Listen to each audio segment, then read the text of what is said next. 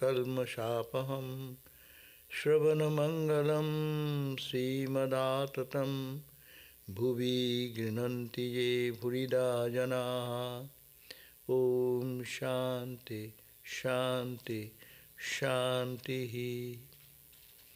O Lord, your gospel is like nectar and bliss showered upon the pain-stricken lives of suffering humanity. It dispels all sins and misdeeds from life and brings spiritual welfare to one. The spiritual beauty and grace and prosperity flow through those who listen to your holy message. Truly generous are those who preach and share the nectar of your message with suffering humanity. Om, peace, peace, peace be unto us all. So, we are reading Gospel of Ramakrishna, and this is the episode where Ramakrishna is invited in the boat of Keshav. Keshav is going in a boat ride, and the boat is running from Calcutta. It came to Dakshineshwar, and in Dakshineshwar when it came, he asked this Ramakrishna to come in, and first he was ready with Keshav to travel, and he was taken in a small boat to the big boat. So, and then as he entered, that environment was very beautiful. Everyone's vision is transfixed with Sri Ramakrishna. Sri Ramakrishna was in happy, intoxicated mood, and there he saw the Keshav Sen was fully devotional. He was receiving him, and at the same time,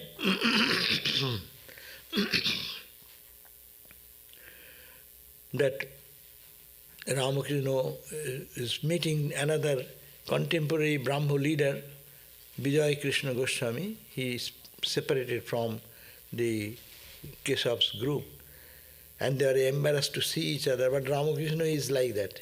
He will make opposite people come together and bridge them. So that was the situation going on, and their conversation started. So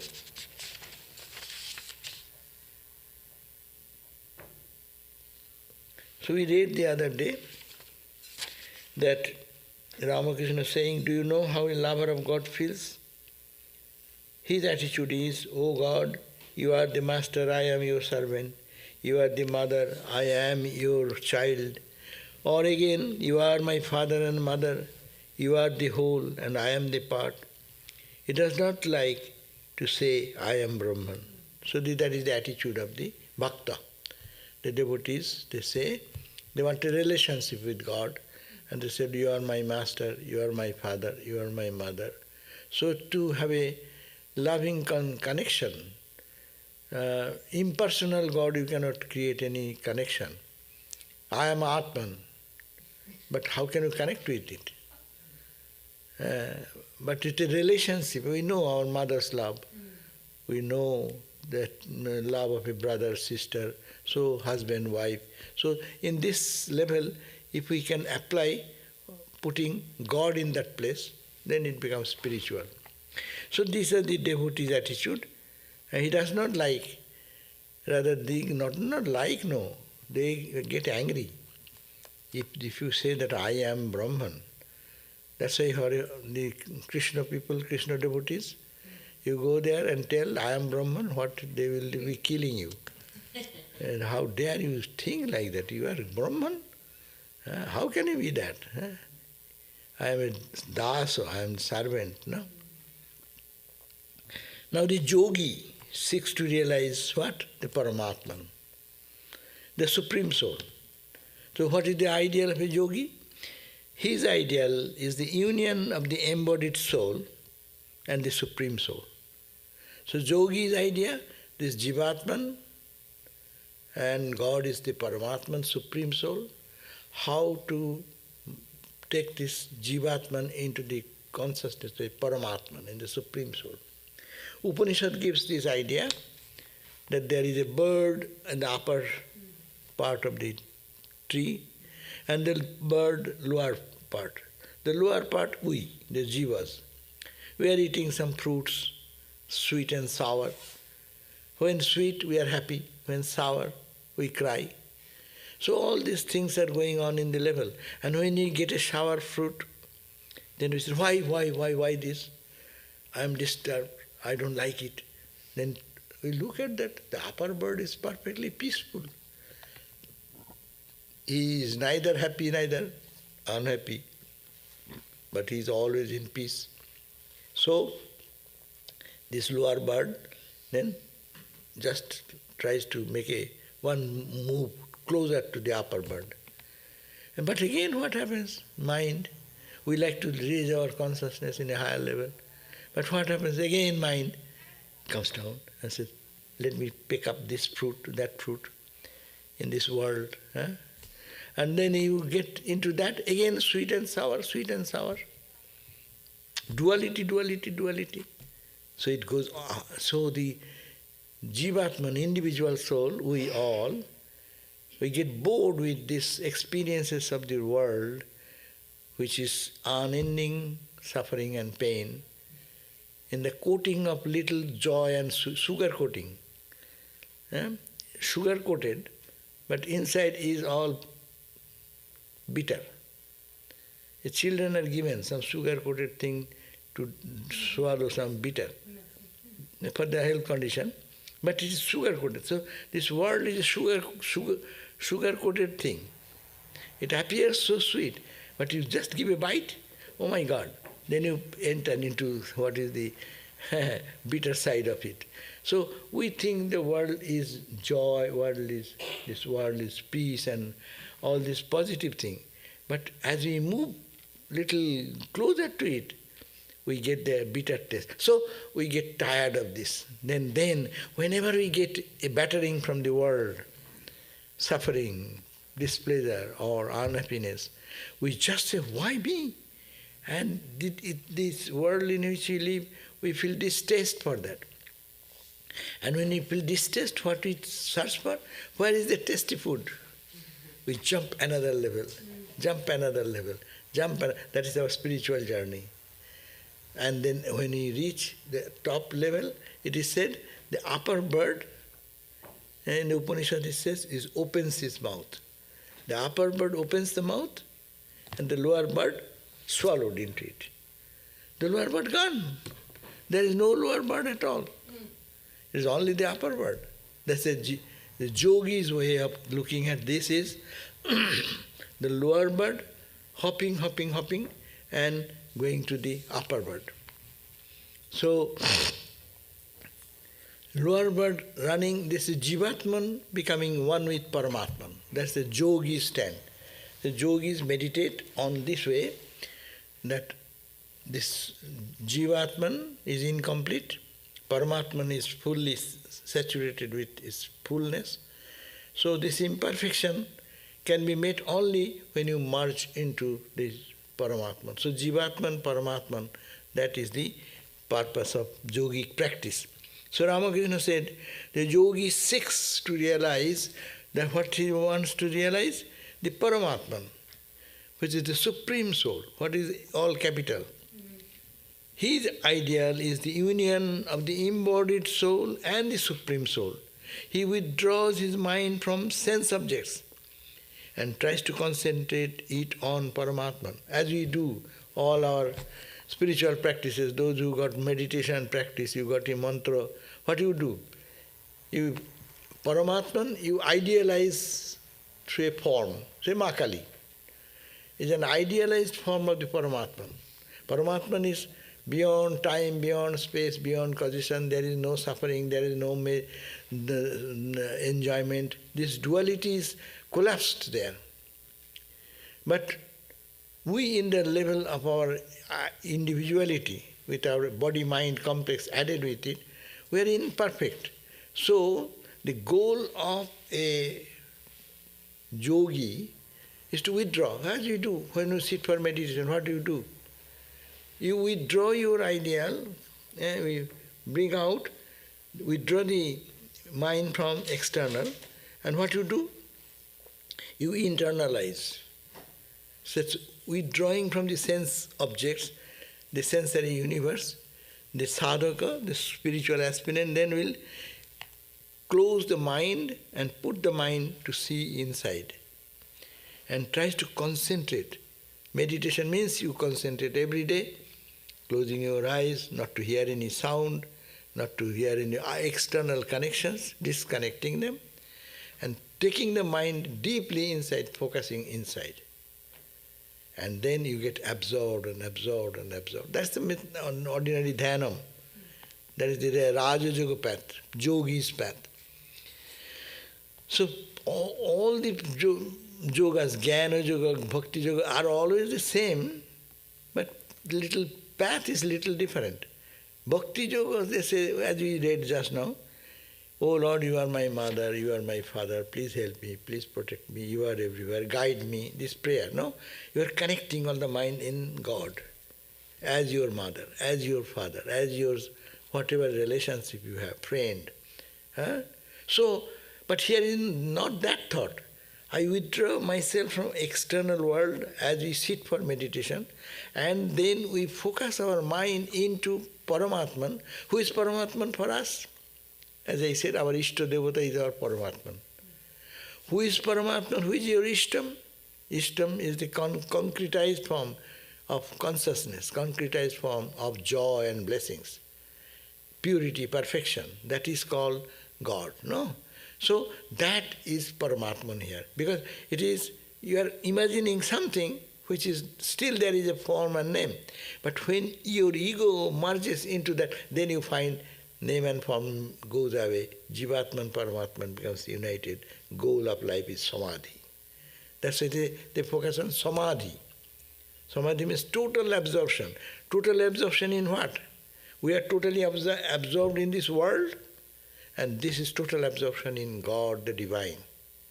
And then when you totally get absorbed, world disappears. Neither there is earth, neither stars, neither moon, neither your heaven, neither hell, neither suffering, neither pain, neither man, neither woman, nothing remains. Only a total absorption in that Paramatman. So that is the yogi's stand. Therefore, during the first stage of spiritual discipline, he retires into this solitude and with undivided attention practices meditation in a fixed posture. Now, in our spiritual practice, you get this practice of yogic practice. That is the path of Patanjali, that we say. That's why we say that you should follow the path of Patanjali. The external world will disappear automatically when the mind is withdrawn inside. And the world has no value for a person like a yogi. And then the yogis get into such an absorbed mood like Vivekananda, no? If the snake crawls in the body, they will not feel the presence of a snake at all. They don't feel anything. Ramakrishna in ecstatic mood, some charcoal, burning charcoal, fell in his shoulder. And the smell of burning skin is coming out, but he is unaware. He is not there. The mind is totally, that is the yogic stand. There is no connection with the external world, totally absorbed, and in the Paramatman, Jivatman, merging into Paramatman. The Upanishad says that lower bird hopping, goes to the upper bird and becomes one with it. But Sri Ramakrishna expressed it much details. What happens, the Jivatman is hopping, and he describes a little bit further. The upper bird opens the mouth, even a concrete idea, and the lower bird just enters into it. And when the lower bird enters into the upper bird, where you will find the lower bird? It is only the upper bird. That is the samadhi, jivatman, merged into that and loses all ego, all identity. But the reality is, so the yogis retires into the solitude. That's why yogic practice is there. What you do? You come to the temple, or you go to your own room in one corner. This is my shrine corner. So isolated place in solitude. Or people go to some pilgrimage, some holy places, and retire, staying there in isolation. They try to meditate on God. And this way, meditate on God means Paramatman, Jivatman connection. And going back to source, withdrawing from the world, mind goes inward, inward. And as much as they go there, more meditation, deeper meditation. Patanjali Yoga says, 4 stages of samadhi, no? First, our mind, when we are practicing meditation, what do? We try to meditate, but our mind runs everywhere. The first stage is pratyahara. Withdraw the mind, mind is going to the sensate experiences, and you be watchful of the mind. Hey mind, no, come back. Again catch, come back, come back, come back. Come back where? To your ishtam, chosen idol, that's the Paramatman. And then focusing into Paramatman again and again and again, what happens? You forget yourself. Dharana. And hold. Dharana means simply, dharana is a Sanskrit word, what means holding. What you are holding? Holding your mind in your ishtam, in your chosen idol, be it whatever. And then deeper holding, that is called dhyanam, meditation. Meditation is a big subject. We all talk that I was meditating this morning for 1 hour. We are only in the level of 1, first level. Mind sitting and jumping, mind going here. And by that time you catch him, 10 minutes gone. You forgot in your whatever office duty or something, or what is to be done, what you have forgotten yesterday. All these memories will be awakened in that time. And that is a maya. That makes us fool like that. And then you do that, and then so that is the first stage. Mostly we spend our time in pratyahara practice. But those who are really advanced, they can go to the next stage, pratyahara to dharana. They can hold the mind for 12 seconds of holding the mind. You know, you have progressed in spiritual life long. Only 12 seconds. 1, 2, 3, 4, 5, 6, 7, 8, 9, 10, 11, 12. But this much time. If you can keep the mind will not go anywhere but your God. Your loving Kali, Krishna, Ramakrishna, or whatever you say. Then you know you have been successful in holding the mind. Dharana stage. Now another 144 seconds of your practice time, if you can continuously keep 144 seconds, not think of anything of the world but God, or your Guru has told you what to do. If you can keep it there, then you know you did 1 unit of dhanam that day. And if you can do that, then you see that day you go out, the whole world will appear to be all joyful, blissful, dancing in joy. It's a different experience. And then if you multiply by 12 times, that's half an hour, you can remember, dive deep into that consciousness of the bliss and remain there for half an hour, then you know that you have reached the goal. So our whole spiritual life is half an hour. And then you only have 21 days and then you're gone, or what? 21 days if you can stay there. But normally people cannot stay, simply come back. As we do our meditation, we cannot stay there, we come back.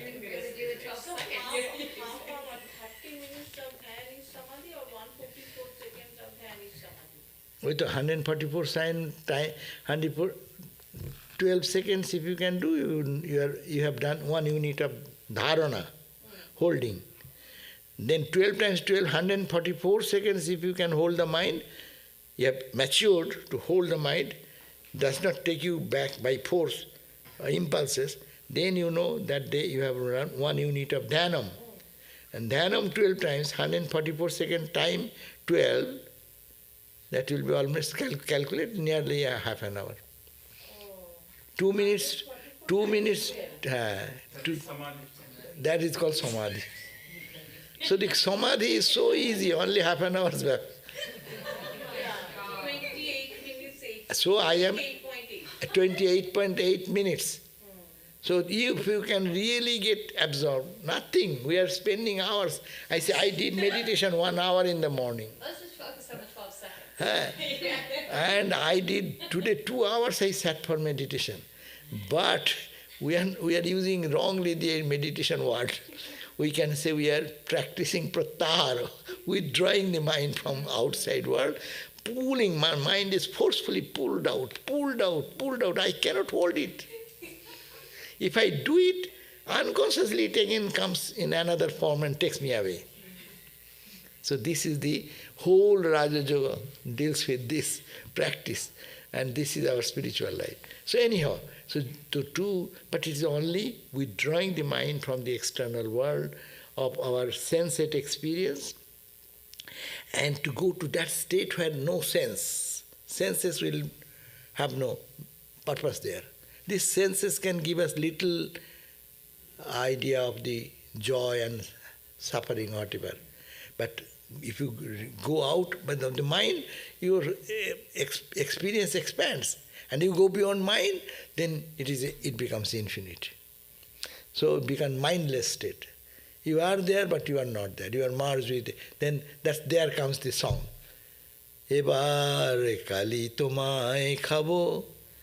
আমি খাবো খাবো করিব গোমা উদরস্থ না করিব এবার কালি তোমায় খাবো আমি হাতে কালি মুখে কালি সর্বাঙ্গে কালি মাখিব. That is the point.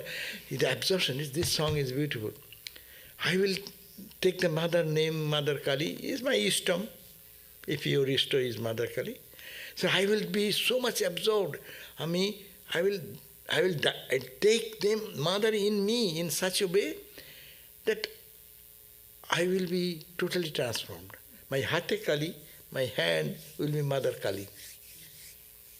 Mukhe Kali, the face will be Mother Kali. Sarvange Kali Makhibo, I will color myself with Kali in every part of my body. This personality will be totally Jivatman, will be totally gone. It will be in the shape of Paramatman. And then when I goes, then the Paramatman will be the infinite Paramatman. So long I am there, Jivatman, Paramatman. When I is destroyed or gone and dissolved, then what will remain? It is Mother only. It is only nothing but Mother. So that is the whole philosophy of our meditation, and that is the path of the yogis. Ramakrishna said, he retires into their solitude, goes into a private place for meditation, and with undivided attention, meditates, practice meditation in a fixed posture. Because that's why posture is very important. Within 10 minutes you have to say, oh, bending head, they will say that way. That is, your mind is in the body. So you should be so much absorbed, you forget your body and you learn how to sit quite long time. That's the posture, any good posture. But the reality is one and the same. Now, he says, Jnanis may think I am Brahman.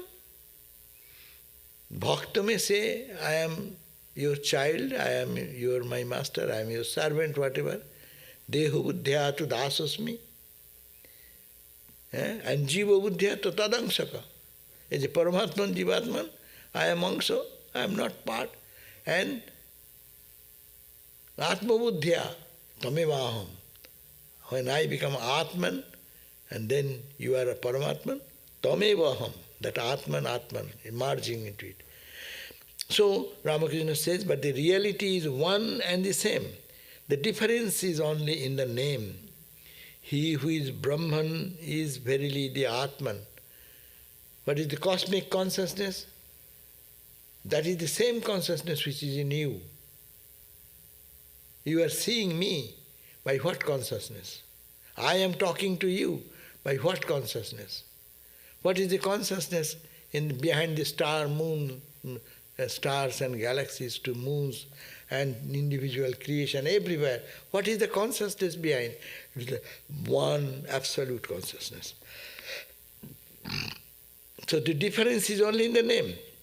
He who is Brahman is a Vedanta calls Brahman and Atman. And again, he is Bhagavan, who is called Lord God. He is the Brahman to the followers of the path of knowledge, Paramatman to the path of yogis, and Bhagavan or God, the path of the lovers. So this is the uniqueness of Sri Ramakrishna. I was thinking, that's like his whole teachings in one line. Yeah, one line. Yeah. And the whole life, Yeah. he is preaching this entire gospel we find. We fight, my religion, my Kali is different, your Krishna is different, and my yogi, I am a Gyani, I am a Bhakta. Why do you make such distinction? It is you are only mistaken. We are calling upon the same thing in different angle, from different perspective. Swami Vivekananda says, it is like the different photographs of the same sun taken in different altitudes. It will be all different, but we are pointing out to one sun, the same sun, taking which distance, which angle, that is the difference in appearance, but pointing out to the one truth. So Sri Ramakrishna says that's called harmony of religion. And harmony of religion not a theory, but Ramakrishna's own experience. He experienced that and he lived in front of others that life. And he can go in the name of Krishna, Krishna, Krishna, Krishna, dancing, going to Samadhi. Ma, Kali, Ma, Kali, Ma, Kali, Ma, song, and going to Samadhi. He is doing any Vedantic analysis, listening to some yogis and and then we find that they are going into Samadhi. The Samadhi is a matter of joke, as if Samadhi can be attained in any way, if following any attitude. That is, his life proves that they are true. Because there is only one person in the history of human civilization, since beginning till now, Ramakrishna, who has practiced every path, and not only that, he lived that life. When he was in Dakshineshwar after all his sadhana, he demonstrated that life. A band of Krishna devotees come and he started asking them to sing some songs. And he also paraphrases the songs and adds to that. What is called? Adding to that? Improvising. He improvised the song along with it and singing and dancing with them. And people see that he is in ecstasy. People never know that singing and dancing is okay, but who is going to ecstasy? And the entire atmosphere is charged with spirituality. He showed, and he is breathless. That's why it is said, Kadle kumbhak apniha. If you can cry for God, you need not have to do and close it and throw it and be a yogi. It is not necessary. Then Ramakrishna says simply, you cry in the name of God. Love God in such a way that I cannot bear your separation. Oh Lord, please come. Then you see your breath will automatically stop. You will be in Samadhi. Kumbhak.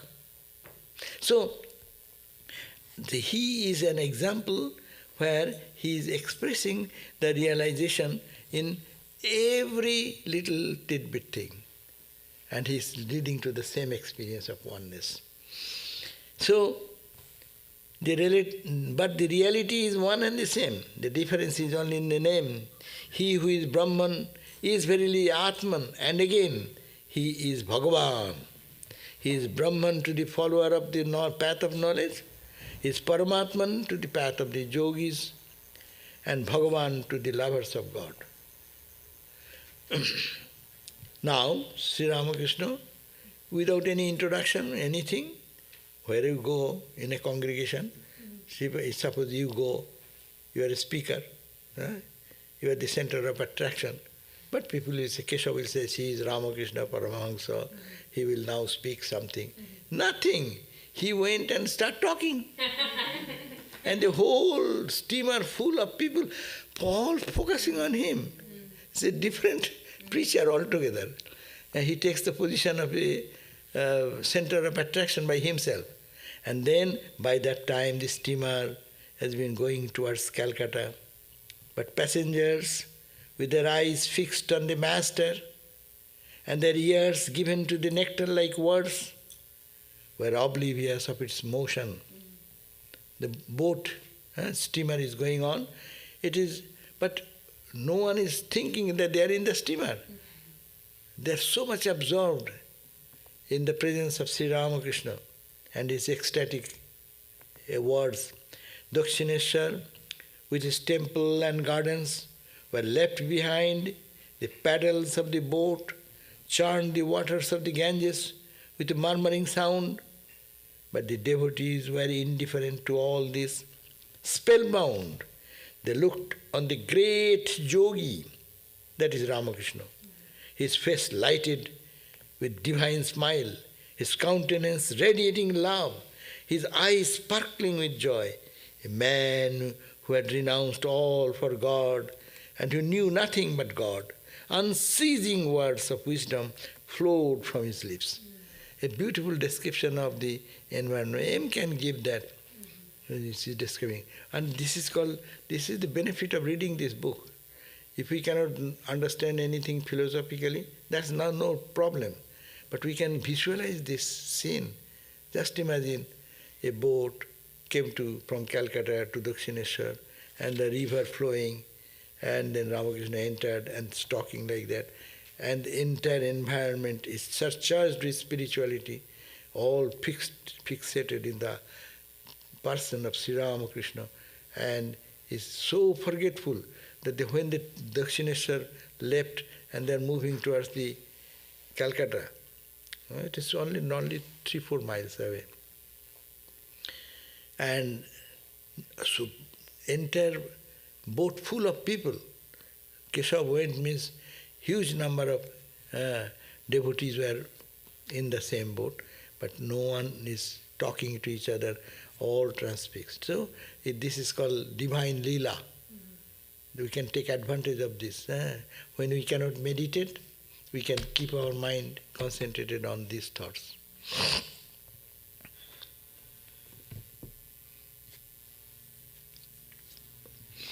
Master, again he continues, the Gyanis who adhere to the non-dualistic philosophy of Vedanta say that the acts of creation, preservation and destruction, the universe itself and all its beings are the manifestations of Shakti, the divine power.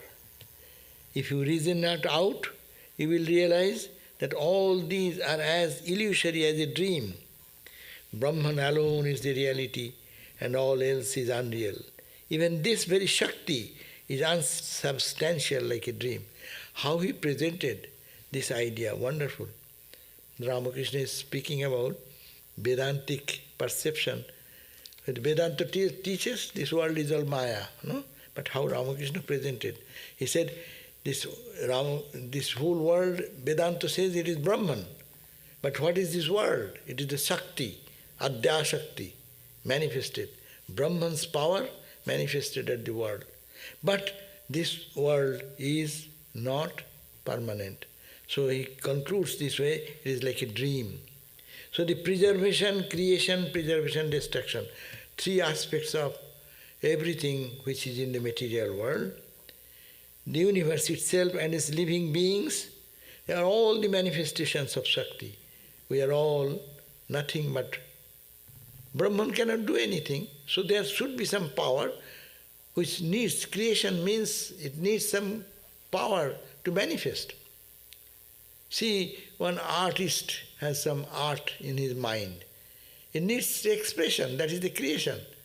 And that creation, when it comes, it is coming out of the potential capacity of the artist which is trying to manifest. So in Brahman, there must be this Shakti embedded into it, unmanifest way when it is Brahman, but manifest when creation, preservation and destruction, three things happen in that.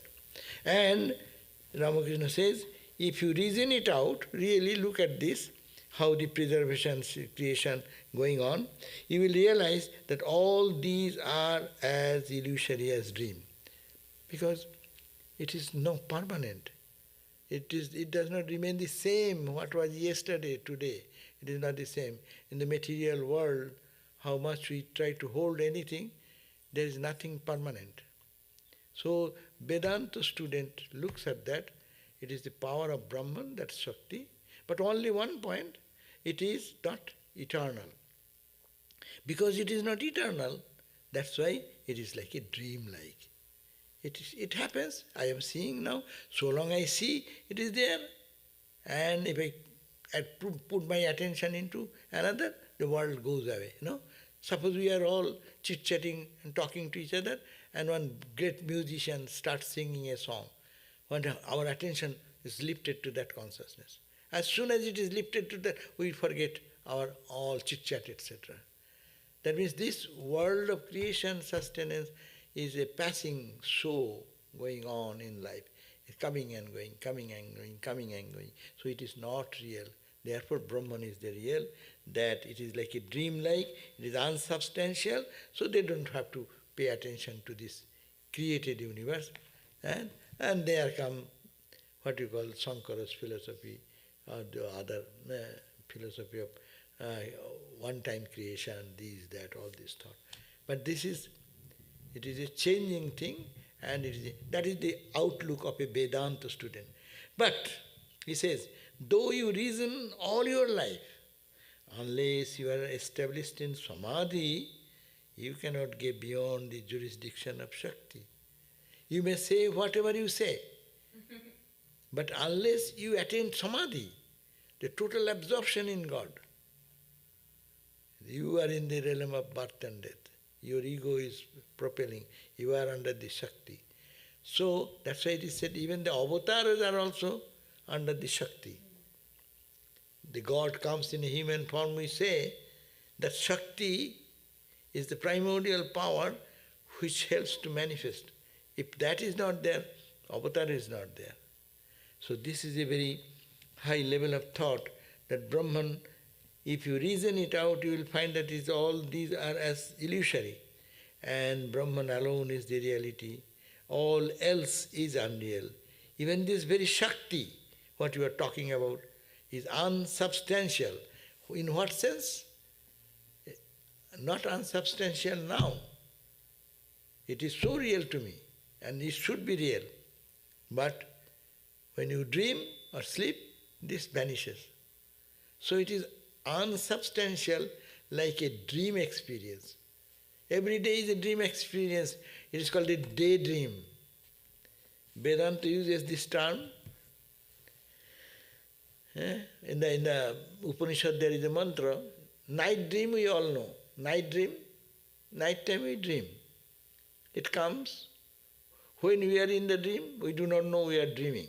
We know these are all true.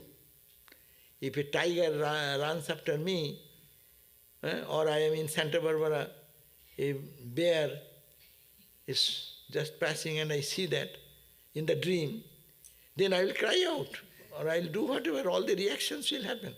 But when you wake up, then you say, where the bear gone? Where the Santa Barbara gone? Where I was standing? Where the tree is gone? They are all unsubstantial then. So that's why dream. Dream is meaning the moment we see where is my ego, that time it is there. But when it breaks, it goes away.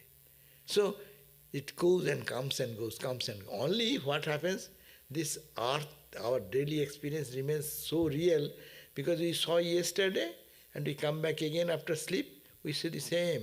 Same pews are here. Yesterday I saw, last class time I saw, morning time I saw.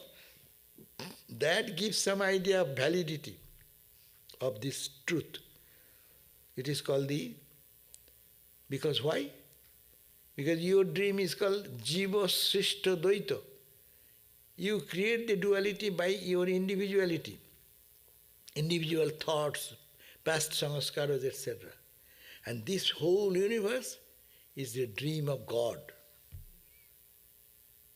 In your dream, imagine how powerful you are in your dream. In your dream, you create the whole dream world. The tiger, the bear, the Santa Barbara, the trees, the plants, whatever you are seeing, your mind, you have created everything. Who created your dream? The idea was from this one. Huh? The concept that bear, all these things, it's not you created, you got the idea. That also, but you created, that's the point. My point, mind has the power to create, that's my point here. Our little petty mind, this mind so fragile, you look at me with frowning face, my mind will be, oh. You praise me, ha ha ha ha, I am happy. So this is our mind, this petty mind. But this petty, useless mind can create such entire dream or the sun. Sun in this, he creates the sun, he creates the sunlight, he creates the daylight, he creates the river flowing, everything is done. And so many people you create. You may be in the middle of one town where so many people you are invited to give a talk there, and you are going there to lecture, and you create yourself, the lecture platform. You create the lecture platform, you create the lecture audience, you create the food afterwards served, and you are eating. Everything is who? Everything is real. But who did it? Nobody went to your mind to create your dream, and you didn't come to my dream. But this is real. So this is also real because God has created in a cosmic mind. Individual mind is one drop of water, cosmic mind is the sum total of all the minds together. And that mind is sleeping, and ours sleep for few seconds, but God sleeps for years and years. That's why the sun, the same sun we see every day. That is the only solution to make a distinction between Ishvara Srishta Dvaita and Jiva Srishta Dvaita. How this is so real then? Argument comes, that is the only point of argument. If you say night dream, I understand. Why are you saying this dream? This is no dream, this is reality. Because I saw it yesterday. And I slept in the bed, I get up from the bed. So I am the same person. No, you are not the same person. But anyhow, but you are in the same bed. But who has created? It is not your plan. As you are the, I give this idea, in your dream, you are the producer, actor, designer, what you call the director, and also the script writer. So you write the script, and accordingly all the people in the dream, they are playing like that. It is you have planned. Your mind is the dictating guide. And as your mind dictates, the whole dream goes on like that. That means mind can create because there is consciousness behind, but mind appears in so many ways, which is not true, but appears to be true. So this whole world is also God's mind. That's why God has created, we say God has created this world. So that is the Jnani stand, but so long we have ego, we are in the realm of ignorance, and therefore avidya, and then we are seeing this world, but it is all Brahman, and what we see is Shakti, and that Shakti is not steady, the same. It changes, changes, changes. In that sense, it is unreal. Now, but though you reason all your life, we can talk all this Vedanta talk day and night, but unless you reach Samadhi, you are established in Samadhi, you cannot go beyond the jurisdiction of Shakti. That's why even you have to say lastly, you do your sadhana, you say day and night, I am Brahman, I am Atman, but last you will have to say, oh Ma, please help me. I did so much, I cannot do, because I am in the jurisdiction of Mother, the divine Shakti. So you have to establish in Samadhi. You cannot go beyond the jurisdiction. Even when you say, I am meditating, you say, I am meditating. No. I meditating, that is under Shakti. I am contemplating, still you are moving in the realm of the Shakti within its power. So long we are breathing, so long you are seeing, thinking, we are in the range of Mother, the Shakti. But this Shakti, not steady, that's why it's Maya, because it changes every day. We are changing, we are children, we become adult, we become now old, mature, and life is changing every second like that. So this is the play of Mother. So see, you say, Ma, enough play, please open your door or help me to get out. And Ma will be kind enough to do that. Otherwise you cannot do it by your own power. How much you make an effort. Shankaracharya is begging humbly. Vivekananda, such a powerful person, begging humbly to Mother, oh Mother, I am tired of playing in this world's drama. Please take me away. I am tired. I want to see, go back home. Home is Brahman. You play me, you let me go, play in this world of turmoil, no? And I am tired of playing day and night with that. Enough is enough. Please open the door. And door opens, no? Ramakrishna, crying, weeping, and saying, Mother, opens the door. So it is that is the attitude of the bhakta, but you have to understand that is within all in the range of Shakti. And that's all Vedanta will say, all in the range of Maya. So you have to Mayantu Prakiting Vidyan, Mayinantu Maheswaram. Whose Maya? Brahman's Maya. Brahman's Shakti, not your Shakti, not your power. It is Brahman's power. So that is the Maha Ishvara, that is Maheshwar. Thus Brahman and Shakti are identical. If you accept the one, you must accept the other. It is like fire and its power to burn. If you see the fire, you must recognize its power to burn also. You cannot think of fire without its power to burn, nor you can think of the power to burn without the fire. You cannot conceive the sun's rays without the sun, nor can you conceive of the sun without its rays.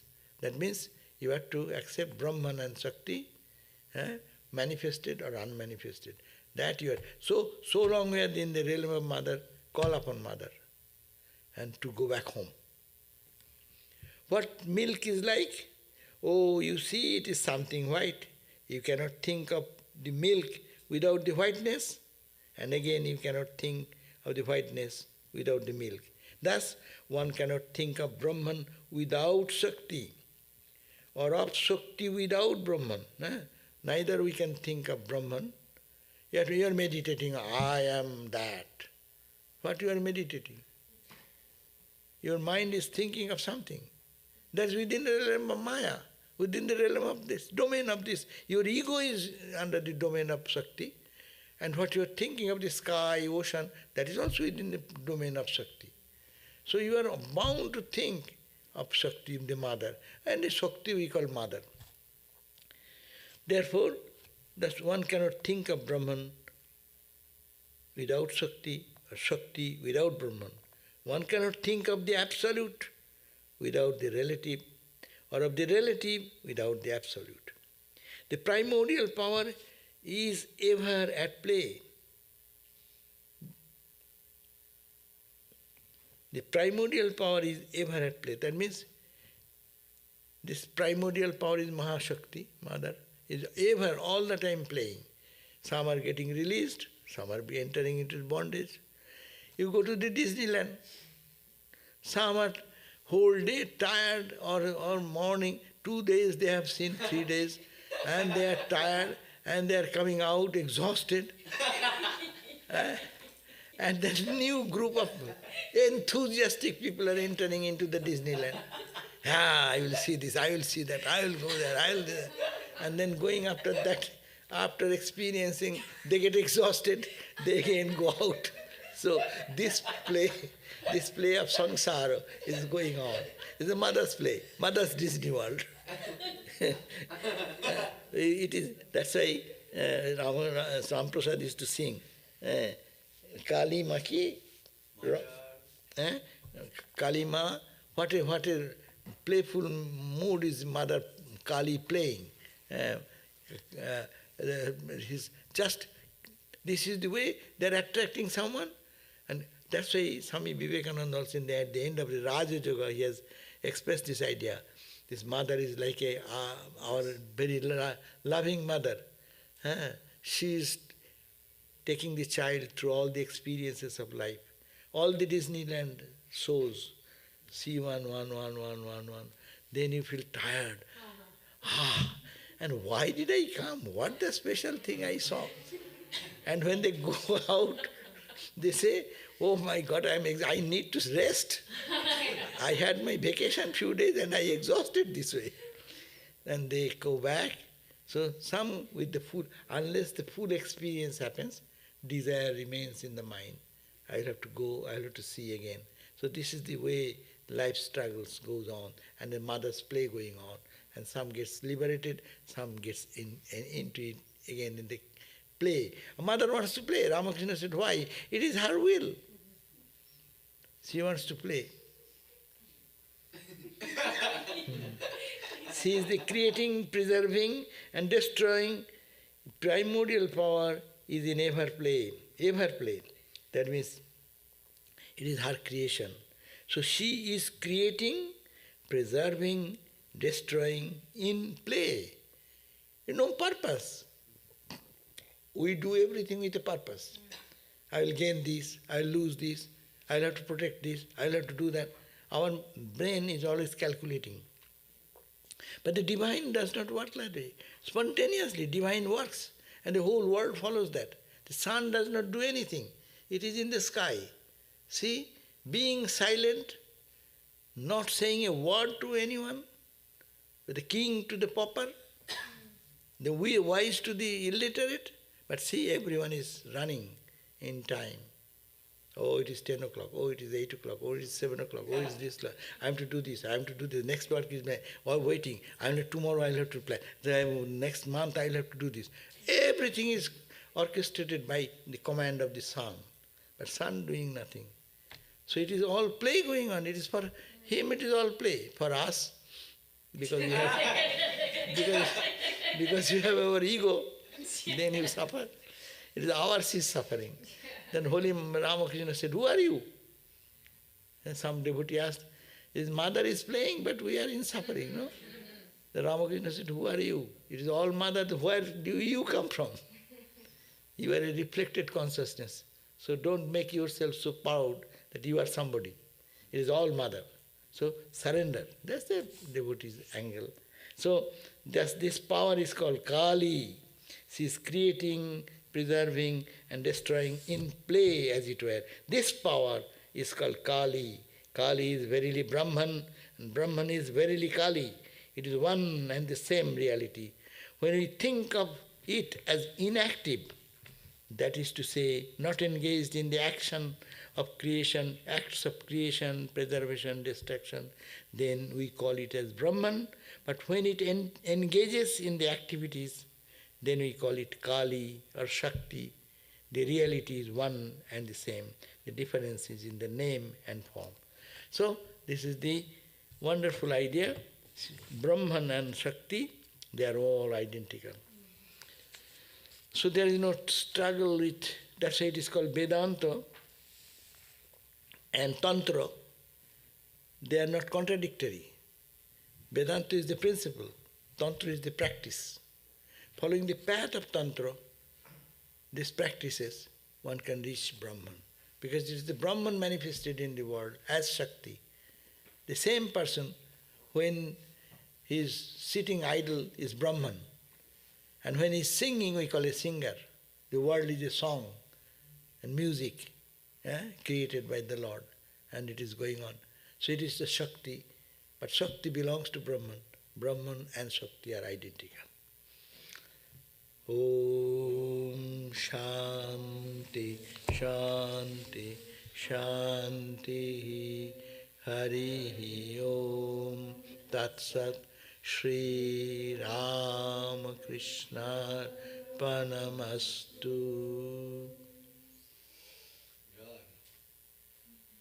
So tomorrow is whose class? Yeah, Swami Mahajagananda will give letters of Swami Vivekananda. Okay, Swami Medhananda. No, Mahajagananda, sorry, yes, sir. So Mahajagananda will be reading the letters of Swami Vivekananda tomorrow. Oh, I thought end Amrita.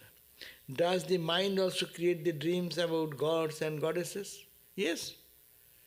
The same mind creates fearful, frightening dreams.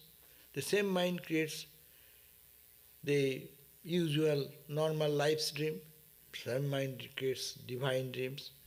It depends on the purity of the mind. Our same mind, in different atmosphere, in environment, it reacts differently, no? So similarly, when the mind is purer mind, in the purer mind one can see gods and goddesses. And they are true. They are not stories. My argument stands here that in this room there are all these channels of television channel performances going on.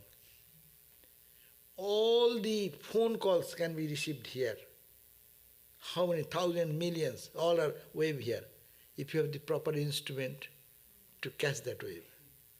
If you have the one television and all this connection, and then you server, you press which channel you want, God channel, connect, Kali channel, Shiva channel, Durga channel, all are true. In the spiritual journey, people go through this. And you want to go to any other idea, all are here. Only the mind is the question. Here is the external instrument, is the television and all your phone connection with whatever, all this electronic connection. Here is the mental connection. And the state of mind, of course, when the mind becomes pure, Ramakrishna recommends that this is called the divine. And you can meditate on your dream itself. If you have a divine dream, this good sign that your mind was pure that time. So what did Thakur mean when he said, Deva Sapna is real? This is the Deva Sapna. Deva Sapna means divine dream. Divine dream. Divine dream means you say, suppose you are thinking of Mother, no? Mother Kali. And the dream you may see that you are going to Dakshineshwar and you are seeing that Mother is, not that Mother is walking divine, but you went to a temple and that Mother is worshipped there and Mother's image, you look at full of beauty and joy and blessings, no? Whatever you see a holy man in your dream, you see that in your dream you see Ramakrishna standing there or calling you, or even you go to Dakshineshwar, he's sitting over there. You go think that you are thinking of Rama or you are thinking of Krishna, you feel that Krishna is standing there with a flute in it. Yeah, whatever you see, these are in a higher place of mind and they are pure mind and it is a very good sign in spiritual life. In company of holy people, our worldly minds are lifted to a higher level. Also, when you enter shrine room, holy people say there is some vibration. Is there a field of vibration? Of course there is a field of vibration. That we all understand that you go to a different places you go, you feel your mind will resonate differently. No? You go to the Kali Mandir and sit there singing and dancing in the name of Kali. You feel charged in that Kali idea, no? You go to the Hare Krishna temple, you don't think of anything, just be an observer. They are singing and dancing in the name of Krishna, Krishna, Krishna. Really, when they are absorbed, you will feel something, there is some energy there. So we create those energy, and those energies stay on there. Good place, bad place, you go to bad place, you see the bad vibration, you will feel that. If you have sensitivity, you can feel it. So we have to make our mind sensitive, mind pure. So this whole spiritual life is purifying the mind. That's all. Okay? So thank you all. Jai Ma, thank you all. How all of you came today? Maharaj, they're coming from many places. This one coming from Seattle, and some coming from Denver. Oh, Some Baba. from all places. Some from Buffalo, New York. Oh, Buffalo.